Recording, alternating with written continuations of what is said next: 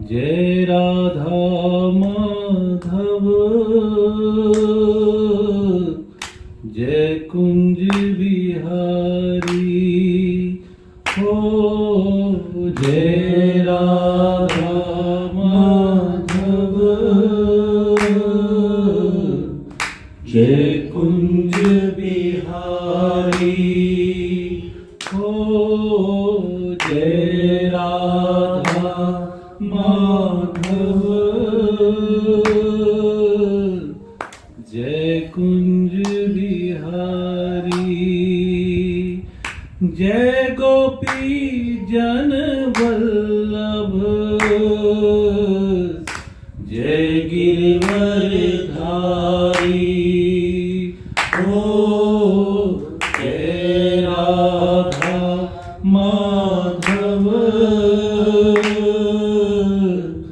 जय कुंज बिहारी हो। जय राधा माधव जय कुंज बिहारी। जय जय श्री राधे। बोल वृंदावन बिहारी लाल की जय। श्रीमद् भागवत महापुराण की जय। सद्गुरुदेव महाराज की जय।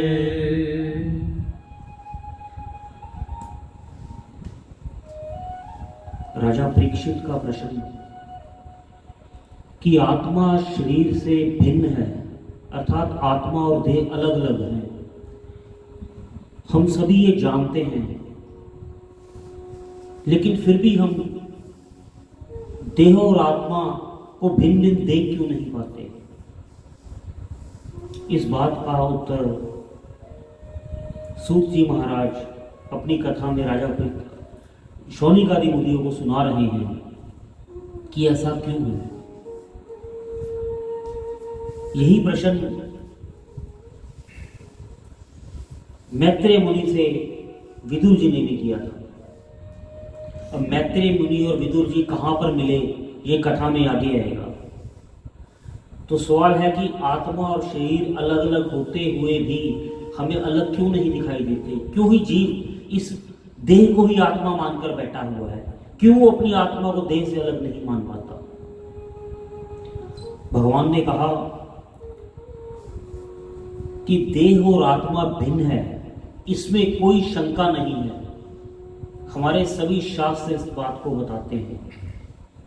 अगर मृत्यु देह की होती है, आत्मा की कभी मृत्यु नहीं होती।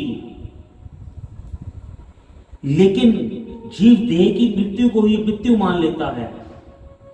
लेकिन अगर ज्ञान का दीपक हृदय के अंदर जग जाए तो फिर अज्ञान की धूल उसमें से मिट जाए तो हमें इसके दर्शन होंगे। साधारण जीव इस भाव को जान नहीं पाता कि आत्मा और देह भिन्न है। इसको जानने के लिए प्रयास की जरूरत है। प्रयास क्या है? नित्य सत्संग करो, गुरुजनों की वाणी सुनो और अभ्यास करो। हमारी जो इंद्रियां हैं वो विषयों के अंदर ऐसी भटकी हुई हैं कि उनके आत्मा के बीच में पर्दा आ गया, और वो पर्दा जब तक उठ नहीं पाता जीव का, कहते ना ग्रंथि पड़ गई जड़ और चेतन की। आत्मा चेतन है, देह जड़ है, और देह और जड़ की ऐसी ग्रंथि पड़ गई है, गांठ पड़ गई है, जिसको साधारण मनुष्य बिना गुरु के ज्ञान को खोल नहीं पाता। तो केवल गुरु के ज्ञान द्वारा, भक्ति द्वारा, वैराग्य द्वारा इस गांठ को खोला जा सकता है, और ये केवल प्रयास से होगी। और फिर वही बात कि भागवत का एक ही सार है, एक ही सार है कि ईश्वर से कैसे आपकी प्रीत हो जाए। जितनी भी कथाएं श्रीमद् भागवत में हम श्रवण करेंगे, लास्ट में उसका एक ही मोटिव निकलेगा कि जीव को भगवान से प्यार कैसे हो, जीव को भगवान के अंदर भाव कैसे पैदा हो, जीव का प्रेम कैसे प्रगाढ़ हो। जैसे जैसे जीव का प्रेम ईश्वर के साथ आता जाएगा, वैसे वैसे उसकी अज्ञान की ग्रंथियां टूटती जाएगी और देह और आत्मा उसको भिन्न भिन्न दिखाई देंगे। विदुर जी ने 12 वर्ष तक तपस्या की वन के अंदर। 12 वर्ष विदुर जी ने और सुलभा जी ने, उनकी धर्मपत्नी ने तप किया, फलाहार किया, तो भगवान कृष्ण को वो न्योता देकर नहीं आए, लेकिन फिर भी कृष्ण उनके घर पर आए। कल की कथा में हमने यह जाना कि श्री कृष्ण बिना बुलावे के विदुर जी के घर पे आए और भगवान को कि कभी भूख नहीं लगती, भगवान को किसी से कुछ भी मांगने की जरूरत नहीं है, लेकिन अपने भक्त की खुशी के लिए भगवान ये लीला करते हैं। आज विदुर जी के घर पे भगवान ने मांगकर साग भात खाया। काकी मुझे भूख लगी है, मुझे कुछ खिलाओ। ऐसा प्रेम विदुर जी का। विदुर जी कथा में आता है कि 12 वर्ष वन में रह गए, उसके बाद विदुर जी वृंदावन में जाकर भक्ति करने लगे। विदुर जी वृंदावन में जब गए तो वो अपने ठाकुर की उन बाल लीलाओं को याद करके प्रसन्न होते हैं। कभी वो वृंदावन के वृक्षों को गले लगाते हैं, ये यही वृक्ष हैं, यही संत रूपी वृक्ष हैं जहां पर मेरे कन्हैया कभी इसके ऊपर चढ़ जाते थे कदम के ऊपर, कभी किसी डाली पे बैठ जाते थे, कभी यमुना तट के ऊपर घूमते थे। कभी विदुर जी ब्रज रज के अंदर रोटियां लगाते हैं, लेटते हैं रज के अंदर रमन रेती में। क्यों? इस भाव के साथ कि मेरे कन्हैया यहां नंगे पांव चली हैं। वृंदावन में कन्हैया ने कभी पादुकाएं ग्रहण नहीं की। एक और बात, विदुर जी गोविंद कहकर पुकारते हैं, गोपाल कहकर पुकारते हैं, और हमारे कन्हैया को जो भी गोपाल कहता है ना, कन्हैया बहुत प्रसन्न होते हैं। कन्हैया कहते हैं कि मैं तो माता इस संसार में केवल गौ माता की सेवा के लिए आया हूं। तो जब कन्हैया को कोई भी भक्त गोपाल कह के पुकारता है, कन्हैया बहुत प्रसन्न होते हैं। तो विदुर जी हमेशा उनको गोपाल कहकर याद करते हैं। विदुर जी यमुना के तट पर बैठे हैं, गैया वन चरने के लिए आई हुई है यमुना जी के तट पर।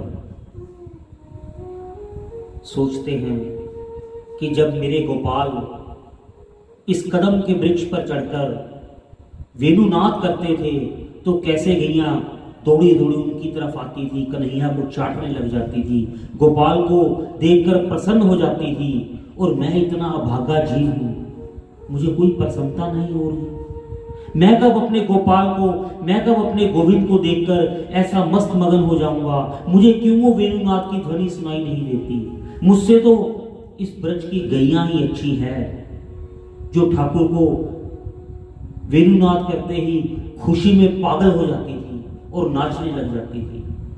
लेकिन ये कलयुग का जीव, उसमें ऐसी भक्ति क्यों नहीं है? सबसे ज्यादा मंदिर कलयुग में है, सबसे ज्यादा धर्म स्थान कलयुग में है। अब तो जगह जगह कथावाचक बैठे हैं, शास्त्र पढ़ाने वाले बैठे हैं, पर फिर भी कलयुग के जीव को ईश्वर के साथ इतना प्यार क्यों नहीं है? ये सोचने का विषय है। वो इसलिए नहीं है कि कलयुग का जीव ईश्वर को भी स्वार्थ के वश ही प्रेम करता है, अपनी कामनाओं का ढेर लेके जाता है। अगर मैं यहां जाऊंगा, मैं ये लड्डू चढ़ा दूंगा, मैं ये प्रसाद चढ़ाऊंगा, तो मेरी ये मनोकामना पूरी होगी। बड़े से बड़ा भक्त क्या कहता है, तू मेरे साथ वहां पर चल, पता है वहां पर हर कामना पूरी होती है। जबकि भगवान तो कभी कामनाओं पूरी नहीं करती। भगवान ने तो काम का ही नाश कर दिया, तो कामनाओं की पूर्ति कैसे कर देंगे? ऐसे मेरे ठाकुर जीव की अवांछित कामनाओं का नाश करते हैं, ताकि जीव इस संसार के मोह माया के चक्कर में ना फंसे, तो ठाकुर के चरणों से प्रीत करता रहे। लेकिन विदुर जी ने इस भक्ति को किया, विदुर जी ने इस भक्ति को जिया।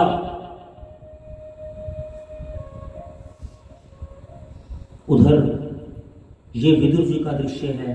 विदुर जी यमुना जी के तट पर वृंदावन में ठाकुर जी की भक्ति करते हैं।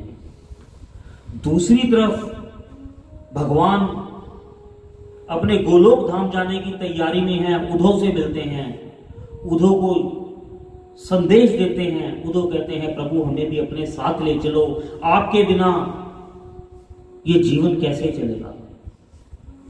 उद्धव जो बृहस्पति के शिष्य हैं, भगवान के मंत्रिमंडल में सर्वोत्तम है, भगवान के सखा हैं, भगवान जैसे ही हैं, वो सोचते हैं कि हे प्रभु हमें अकेला मत छोड़कर जाओ, हमारा सहारा कौन होगा, हम किसके सहारे जिएंगे, धर्म कहां पे रहेगा। और कलयुग का जीव कहता है मुझे किसी की परवाह नहीं, मैं सबको अपने आप देख लूंगा, मेरा सत्ता है सबके लिए। और उद्धव जी कह रहे हैं कि हे प्रभु आपके बिना हमारा कौन है, मेरा कोई ना सहारा बिन तेरे गोपाल सावरिया मेरे। ऐसा उद्धव जी कह रहे हैं। भगवान उद्धव को संदेश देते हैं, हे उद्धव अब ये बात विदुर जी की थी इसलिए बात दोबारा सुना रहा हूं। उद्धव को श्री कृष्ण ने संदेश दिया, हे उद्धव तुम यहां से बद्री नारायण चले जाओ, बद्री का आश्रम, मार्ग में तुम्हें मेरे विदुर जी मिलेंगे और मेरे विदुर को कहना कि एक बार मैं तुम्हारे घर आया था, दोबारा मेरा तुमसे मिलन नहीं हुआ। अच्छा, साथ में कहना जो साग मैंने काकी के हाथ से खाया, ऐसे स्वाद के बाद मैंने कोई चीज नहीं खाई, तब से मैंने कोई अन्न ही ग्रहण नहीं किया। तीसरी बात, जो मैंने तुझको भागवत का संदेश दिया है ना, वो जाकर मेरे विदुर को सुनाना। यहां से उद्धव जी चलते हैं, मार्ग में मैत्रेय मुनि जी से मिलते हैं। मैत्रेय मुनि को उद्धव मिलते हैं, विदुर जी की बात होती है। मैत्रेय मुनि उद्धव जी को कहते हैं कि विदुर को बोलना कि वो मेरे आश्रम में आए, मैं उनको याद कर रहा था। आज उद्धव जी और विदुर जी का वृंदावन में मिलन होता है, सारी भगवान की बात बताते हैं। विदुर जी पूछ रहे हैं कि मेरे प्रभु मुझको याद करते हैं। ये क्या कह दिया आपने, याद करते हैं। जब प्रभु अपने गोलोक धाम में जा रहे थे तो उन्होंने 3 बार आपको याद किया। ना उन्होंने माँ यशोदा की कोई बात की, ना नंद बाबा की बात की, ना अर्जुन की कोई बात की, ना किसी और की बात की, केवल तुमको 3 बार याद किया। आज विदुर जी के नेत्रों से गदगद प्रेम अश्रु बह रहे हैं। हे प्रभु, मुझ जैसे दासी के पुत्र को आपने याद रखा। आप जब वन में आए तो विदुरानी ने केवल केले के छिलके ही आपको पवा दिए, आपने फिर भी मेरे को याद रखा। सच में आप कृपा करने वाले हो, आप दयालु हो प्रभु, आप बिना बात ही दया करने वाले हो। अन्यथा मेरे में कोई भी ऐसा गुण नहीं है जिससे आप मेरे को याद रखें। एक और संदेश है आपके लिए विदुर जी। मैत्रेय मुनि ने कहा है कि विदुर को मेरे आश्रम में भेज देना। विदुर जी सोचते हैं कि मैंने शूद्र कुल में जन्म लिया है, मैं दासी का पुत्र हूं। वो महर्षि हैं, क्या मैं उनके आश्रम में चरण रखने के लायक भी हूं? क्या मेरी योग्यता है? साथ में ये भी सोचते हैं, जिसको श्री कृष्ण याद करते हैं 3 बार, जिसके घर में भात श्री कृष्ण स्वयं आकर मांगकर लगाते हैं, मैं तो कृपा पात्र हूं। और जिस पर ईश्वर की कृपा है उसे किसी और कृपा की जरूरत नहीं है। आज बड़े मन में ऐसे विचार लेकर कभी ऐसा सोचते हैं, कभी वैसा सोचते हैं। विदुर जी मैत्रेय मुनि के आश्रम में आगमन करते हैं, प्रणाम करते हैं ऋषि को, अपने मन की बात बताते हैं कि मैं दासी का पुत्र शूद्र कुल में, मेरी इतनी योग्यता नहीं थी कि मैं आपके आश्रम में आने का प्रयास भी कर पाऊं, पर हे प्रभु, संतों का हृदय बड़ा होता है, बड़ा दयालु होता है, बड़ा पवित्र होता है। संत हृदय नवनीत समाना, आपने मेरे पर कृपा की और मुझे अपने आश्रम में बुलाया। मैत्रेय मुनि, अब सवाल था कि आत्मा और देह भिन्न है। यहां पर ये सारी कथा इसलिए आई कि जो ईश्वर के प्रेम में लगा रहता है, जो हर वक्त अपने ईश्वर की कामना करता है, उसकी बाल लीलाओं को याद करता है, हर समय उसके बारे में ही सोचता है, उस पर कृपा होती है। जिस पर कृपा होती है उसी का ये ग्रंथि खुलती है, वरना संसार में कोई भी ऐसी चीज नहीं है जड़ और चेतन की ग्रंथि खोल पाए। जड़ और चेतन की ग्रंथि तो चेतन श्री कृष्ण भगवान ही खोल सकते हैं, जिस पर वो कृपा करते हैं, और वो बिना कारण के ही कृपा करने वाले हैं। यहां पर मैत्रेय मुनि जी विदुर जी के पूर्व जन्म की कथा बताते हैं कि विदुर जी में ऐसा क्या खास था। विदुर जी कौन है? ये कोई साधारण जीव तो नहीं है। विदुर जी कौन है? विदुर जी अवतार हैं यमराज का, धर्मराज का। विदुर को श्राप मिला मांडव ऋषि का, जिसकी वजह से उनको दासी के घर में शूद्र कुल के अंदर जन्म मिला।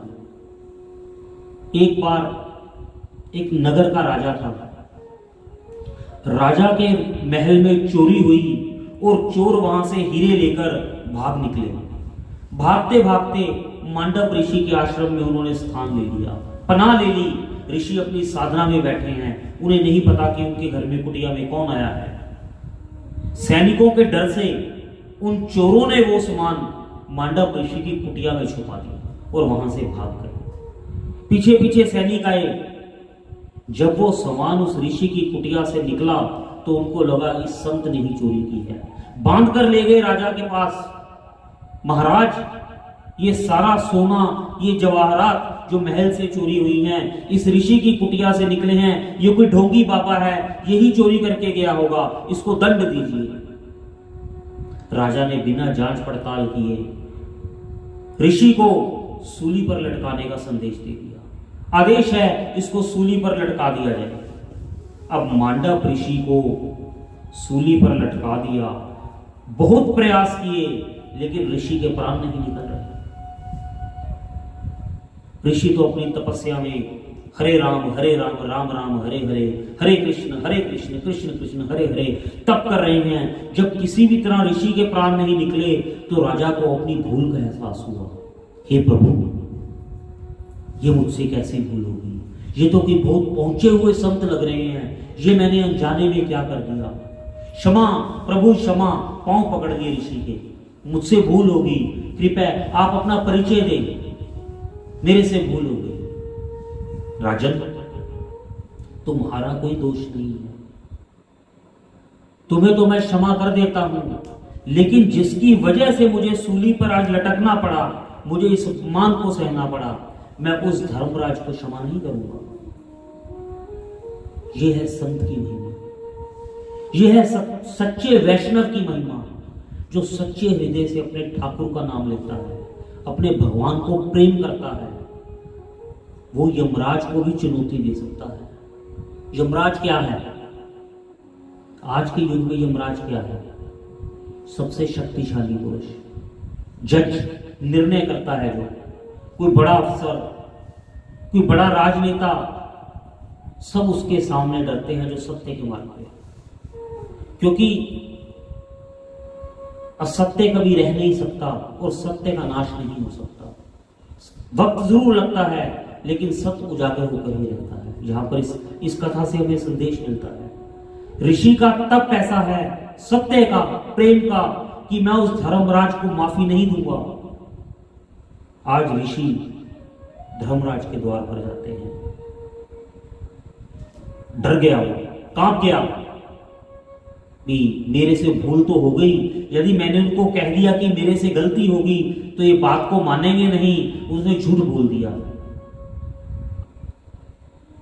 हे धर्मराज, बताओ मेरा ऐसा कौन सा पाप है? मैंने कभी स्वप्न में पाप नहीं किया, मैंने कभी अपने किसी जन्म में पाप नहीं किया, मुझे सूली पे क्यों लटका दिया तू बता, वरना मैं तुझे शाप दूंगा। डरते डरते धर्मराज ने कहा, हे महाराज, जब आप छोटी अवस्था में थे, 3 वर्ष के थे, तब आपने एक तितली की आंख में कांटा मारा था, ये उसकी वजह से आपको सूली पर लटकना पड़ा। तुझे किसने धर्मराज बना दिया? क्या तू नहीं जानता बाल्यावस्था में 5 साल की उम्र से पहले कोई भी पाप अगर जीव से हो जाए उसका दंड उसको स्वप्न में मिलता है। तुम सपने में मेरे को सूली पे चढ़ा सकते थे, तूने तो मेरे को कैसे सूली पे चढ़ा दिया? क्या तू धर्म की नीति को भी भूल गया? जा, तेरे को भी मृत्यु लोक में आना पड़ेगा और तेरे को शूद्र के घर में जन्म मिलेगा और तू दासी का पुत्र बन के पैदा हो। यहां पर विदुर जी दासी के घर में पुत्र बन के आए, मैत्रेय मुनि के अपना मांडव ऋषि के शाप के कारण। तो ये विदुर जी की कथा मैत्रेय जी सुना रहे हैं। उसके बाद विदुर जी ने मैत्रेय जी से सृष्टि रचना के बारे में पूछा। भगवान ने सृष्टि क्यों रची? ये गुरुदेव, ये कैसा संसार ईश्वर ने रचा है? यहां पर हर व्यक्ति अपनी लालसा में घूम रहा है, अहंकार में झूम रहा है, प्रेम और भक्ति का कहीं कहीं नाम है, लोभ का बोलबाला है। तो ऐसी सृष्टि भगवान ने क्यों रची? जब सब कुछ रचने वाले भगवान हैं, तो भगवान को क्या जरूरत थी ऐसी सृष्टि रचने की? ये सवाल विदुर जी मैत्रेय मुनि से पूछ रहे हैं। यही सवाल राजा परीक्षित शुकदेव जी से पूछते हैं। यहां पर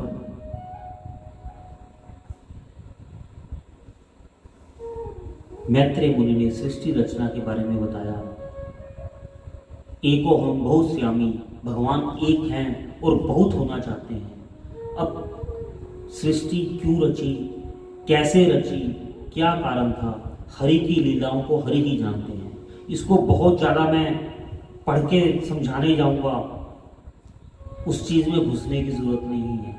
सिर्फ इतना ही समझ लो कि भगवान की नाभि से कमल प्रकट हुआ, कमल से ब्रह्मा जी का अवतार हुआ और ब्रह्मा जी ने मनु और शत्रुपा के अपनी दाहिनी और बाहिनी भुजा से प्रकट किया।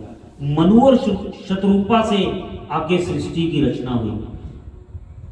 जब सृष्टि की रचना हुई तो मनु शत्रुपा ने कहा, हे प्रभु, हम संसार को कहां रखें? पृथ्वी तो है ही नहीं, बिना पृथ्वी के कोई आधार ही नहीं है। जो जीव आएगा वो कहां रहेगा, वो कैसे खाएगा, वो कैसे जिएगा? तब ब्रह्मा जी ने अपनी नासिका से वरा भगवान का प्राकट्य किया। बोलिए वरा भगवान की जय। भगवान के 24 अवतारों में अवतार पहले वरा अवतार, भगवान ने सूअर का अवतार लिया। क्यों? पृथ्वी है गंधमयी, पृथ्वी को राक्षस धरातल में रसातल में ले गए हैं। उन्होंने प्रार्थना की कि पृथ्वी को वहां से निकाल लो। कहते कौन पृथ्वी को रसातल में ले गया? किसने डुबो दिया पृथ्वी को समुद्र के अंदर? ये कौन थे? तो यहां पर बताया कि हिरण्याक्ष और हिरण्यकशिपु 2 भाई हैं। दिति के पुत्र हैं, कश्यप ऋषि की संतान है। कश्यप ऋषि की संतान और राक्षस धरा को धरातल में ले गए, रसातल में ले गए। ये इस बारे में प्रकाश कीजिए, मैं नहीं समझ पा रहा हूं। कश्यप ऋषि की पत्नी दिति, संध्या समय में उन्होंने गर्भ धारण करने की जिद की। कश्यप ऋषि ने बहुत समझाया कि यह समय उचित नहीं है, लेकिन दिति के ना मानने पर उसको 2 पुत्र पैदा हुए, हिरण्यकशिपु और हिरण्याक्ष। ऋषि ने कहा ये राक्षस रीति के बालक होंगे तेरे, ये संसार में उधम मचा देंगे। बड़ी दुखी है आज दिति कि मेरी संतान ऐसे होगी। हे प्रभु, इनका कोई उपाय भी बता दीजिए। कहते लेकिन तेरी संतान में एक गुण होगा। कहते क्या? कहते इनका वध करने के लिए स्वयं नारायण आएंगे। आज दिति को, माता को इस बात का सब्र है कि मेरे पुत्रों के कुछ तो ऐसे कर्म होंगे कि साक्षात नारायण उनका उद्धार करने के लिए आएंगे। और हाँ, तेरा जो पुत्र होगा वो नारायण को प्रिय होगा, उसका नाम होगा प्रहलाद। अब आज की कथा का जो मेन टॉपिक है वो यही था कि सृष्टि रचना कैसे हुई। भगवान अपने भक्तों पर कैसे कृपा करते हैं? विदुर जी पे बहुत कृपा हुई। उसके बाद विदुर जी पे कृपा होने के क्या कारण थे? क्योंकि वो हर समय अपने ठाकुर को याद करते थे। विदुर जी ने कोई और साधन नहीं किया। अगर वो वन में रहे, फला आहार किया, लेकिन सबसे बड़ा काम क्या किया? वो हर समय अपने ठाकुर को याद करते थे। वराह अवतार की कथा को हमने जाना। दिति के द्वारा हिरण्याक्ष और हिरण्यकशिपु के जन्म के बारे में हमने जाना। अब इसके बाद यहां से भगवान के 24 अवतारों की कथा शुरू होगी। कल हम ठाकुर जी की 24 अवतारों की कथा को जानेंगे। धीरे धीरे धीरे करके ये 24 अवतार क्या हैं, ये सिर्फ हमको ज्ञान देने के लिए है। पहले 3 स्कंधों के अंदर ही सारी भागवत का सार सूत जी ने शौनिक आदि मुनियों को बता दिया। सुखदेव जी ने राजा परीक्षित को सब कुछ समझा दिया। इसमें संपूर्ण ज्ञान आ गया। लेकिन कहीं मन में प्रेम भाव कम ना रह जाए, संकोच या शंका ना राजा परीक्षित के मन में रह जाए, और कहीं इसके कल्याण के अंदर कोई उसकी वासना बाधा ना बन जाए, तो आगे की कथाओं का वर्णन है। ज्ञान यही है। उसके बाद अलग अलग तरह की भगवान की लीलाओं का वर्णन करके, ताकि जीव के मन में ईश्वर के लिए प्रेम जाग जाए। प्रेम तो जगाना है ना, जो मेन मकसद है भगवान के लिए जीव के हृदय में प्रेम का प्रकट करना है। तो आगे की लीलाएं हम इसी भाव से सुनेंगे कि हमारे मन के अंदर, हमारे हृदय में भी हमारे प्रभु के लिए प्रेम जाग जाए।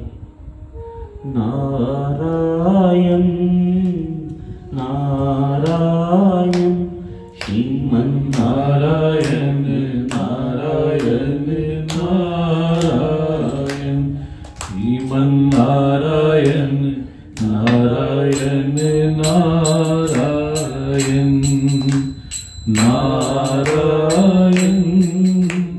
नारायण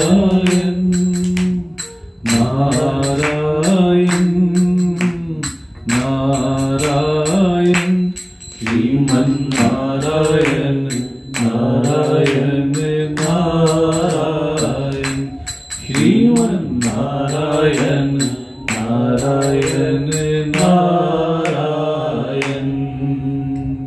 बोल वृंदावन बिहारी लाल की जय। जय जय श्री राधे। जय जय श्री राधे।